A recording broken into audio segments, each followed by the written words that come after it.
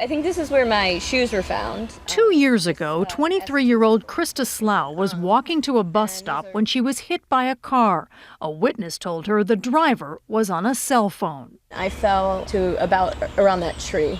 A brain hemorrhage forced her to miss a year of college. She has chronic headaches and memory lapses. When I talk to you sometimes that you're kind of reaching for a word. Yeah, I think that's one of the hardest parts about having this type of brain injury for me is just being able to see something and imagine it, but not be able to find the word for it. Slough joined others to push for Chapel Hill's new prohibition of drivers using cell phones. It's the first ban in the country to include hands-free devices.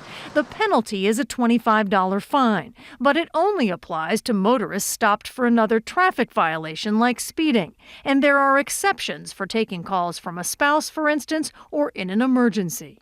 I think that'll make them think twice, at least. But some business owners oppose the ban. This is Mark. Mark England runs an emergency cleaning service. He spends most of the day taking calls on the road.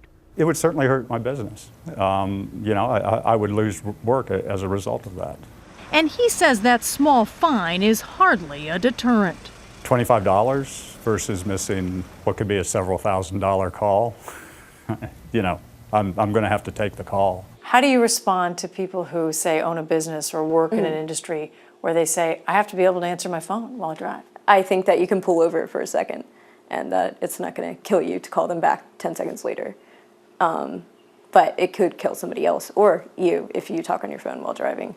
Chapel Hill's ban is on hold while some legal issues are resolved. The National Transportation Safety Board wants similar policies enacted nationwide.